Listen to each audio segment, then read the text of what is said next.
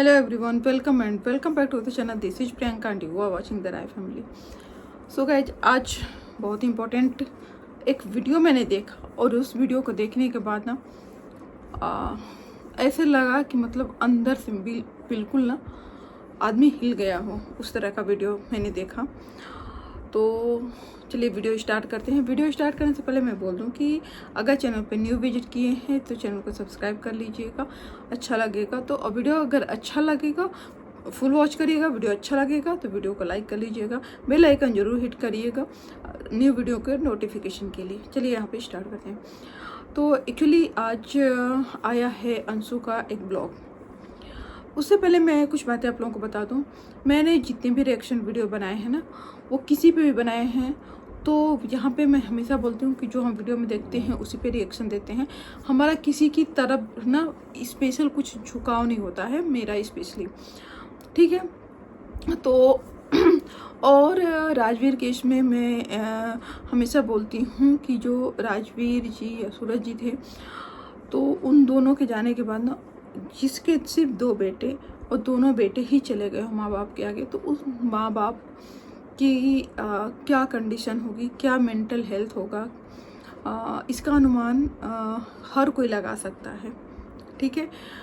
लेकिन एक और बात मैं बोल दूं कि मैं आज का भी वीडियो किसी को डिवोट नहीं कर रही हूँ, बट हाँ जो आज मैंने देखा, जो मेरा इंटरनल जो फील किया वो मैं बोल रही हूँ। तो हर वीडियो में मैंने बोला है कि चाहे वो सपना हो, चाहे वो पेरेंट्स हो, इनको मैं अलग करके देखती ही नहीं हूँ। जो भी मनमुटाव है वो इनके हैं, बट मैं ये नहीं कह सकती कि इस एक पॉइंट पे, जिस पॉइंट पे सब लोग बोल रहे हैं, उस एक पॉइंट पे वो दोनों अलग अलग हैं। मैं यही मानती हूँ कि इस एक पॉइंट पे दोनों साथ हैं, दोनों की फीलिंग साथ है, दोनों के प्रॉब्लम्स, दोनों के दुख साथ हैं, ठीक है। उस दुख के नाम अलग अलग हो सकते हैं कि एक का पति गया, एक का बेटा गया, बट दुख है दोनों को। अब आज आंटी का वीडियो मैंने देखा अंशु के चैनल के थ्रू, तो यही वीडियो पड़ोसी ने भी एक बार दिखाया था। तो मुझे एक चीज़ कनेक्ट हुई कि आंटी हमेशा, अंकल का तो मुझे नहीं पता, मुझे लगता है अंकल थोड़े बहकावे में आ जाते हैं, बट आंटी हमेशा हमेशा अपनी पोतियों को याद करती हैं, बेटों को तो याद करती ही हैं।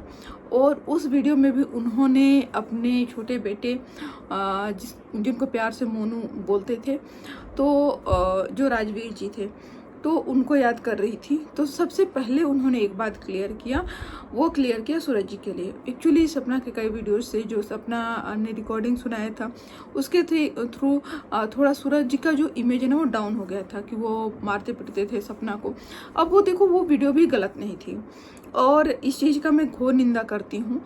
बात सही है कि वो इंसान नहीं है, उनके बारे में कुछ भी बोलना गलत है, बट मैं अगर उस टॉपिक पे एक बिना पक्षपात लिए, बिना किसी का फेवर लिए बात करूं, तो अपनी वाइफ को मारना पीटना बहुत गलत चीज़ होती है। क्योंकि हर कोई जानता है कि आप अगर रिस्पेक्ट नहीं करेंगे तो समाज में कोई भी रिस्पेक्ट नहीं करेगा। और कोई लड़की सब कुछ छोड़ के और आपके घर में अगर आई है, और ऑब्वियस सी बात होती है ना, जब एक लड़की घर में आती है, चाहे वो जैसी भी हो, जितनी फ्री माइंडेड हो, जितनी एजुकेटेड हो, बस बट अगर 10 लोग उसको बेवकूफ़ बनाते हैं ना तो बेवकूफ़ बन जाएगी, ठीक है। और वो सिर्फ और सिर्फ एक लड़के से शादी करके आती है, भले वो एक घर में होती है, घर में शिफ्ट होती है, एक नए घर में शिफ्ट होती है जहाँ उस लड़के की फैमिली होती है, बट हर कोई जो टेक इन ग्रांटेड लेने लगता है ना लड़कियों को, मैं एक कॉमन बात बोल रही हूँ, तो वो बहुत ही निंदनीय होता है भाई।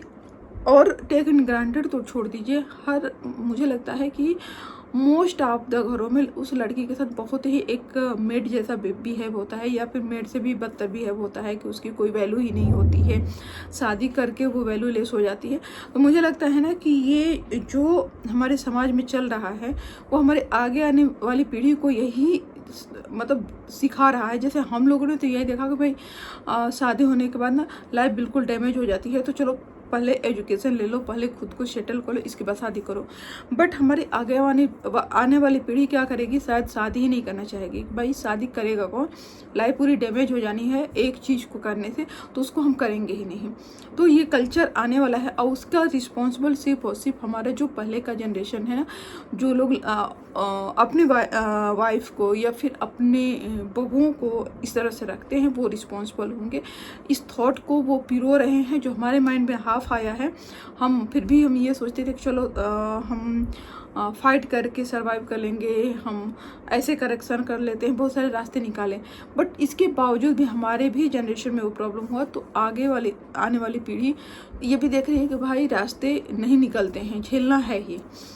अब यहाँ पे जो सूरज जी सपना के साथ करते थे उसका मैं निंदा करती हूँ कि उनको नहीं मारना पीटना चाहिए, या फिर हाँ लड़ाई झगड़े अलग चीज़ होती है, बट हाथ उठाना बिल्कुल भी नहीं चाहिए। दोनों अगर सपोज करो कि हस्बैंड पता नहीं क्यों हाथ उठा देते हैं, अगर वाइफ हाथ उठा दे तो, या फिर जो ससुराल वाले होते हैं वो बहुओं को गलत बोलते हैं, मारते पीटते हैं, वही बहू अगर तगड़ी आ जाए एकदम खाती पीती, अगर वो ससुराल वालों को मारने लगे तो तब तो पूरा समाज निंदा करेगा।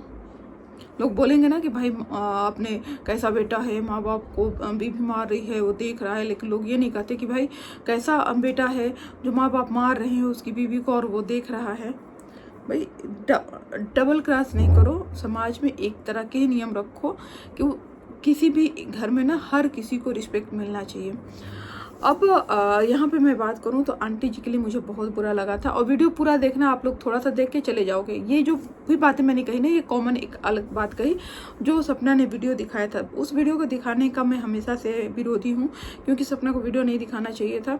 जो इंसान नहीं है उसके बारे में निगेटिव चीज़ें बोलना, पॉजिटिव बोलो, निगेटिव चीज़ें बोलने का कोई मतलब नहीं है। क्योंकि देखो जो है वो निगेटिव बोलोगे तो करेक्शन कर सकता है वो, बट जो नहीं है उसको सिर्फ और सिर्फ बदनाम हम कर सकते हैं, उसके बारे में जो लोगों की सोच है उसको गलत ठहरा सकते हैं, उसके बारे में लोगों को की सोच गलत कर सकते हैं, तो वो नहीं करना चाहिए था सपना को। तो मैं इस चीज़ का विरोध करती हूँ। तो आज आंटी याद कर रही थी, उन्होंने बोला कि मुझे बहुत बुरा लगता है, मैं जब वीडियो देखती हूँ कि लोग मेरे बेटे को बोलते हैं कि वो पीता था, उसको बुरी आदतें थी पीने की, पी के गाली गलौज करता था, मेरा बेटा ऐसा नहीं था। तो वो चीज़ मुझे लगा कि कोई भी माँ जिसका बच्चा नहीं है उसके बारे में निगेटिव सुनना उसके लिए कितनी बड़ी तकलीफ होगी, आप खुद सोचो। तो ये सारी चीज़ें प्लीज़, अगर सोशल मीडिया पे हो रही है ना, तो आप लोग एटलीस्ट इतना कर सकते हैं कि वो परिवार में आपस में जो दो मनमुटाव चल रहे हैं उनको क्या उसको बोलेंगे, मतलब उसको सेटल करने का आप लोग टाइम दीजिए, उसके बीच में इंटरफेयर करके उसको और नहीं बिगाड़िए। क्योंकि आप चाहे जितना बोलो कि हम समझ सकते हैं, वो जितना बेटर वो समझ सकते हैं, एक दूसरे को कोई भी नहीं समझ सकता है। समझ सकते हैं बट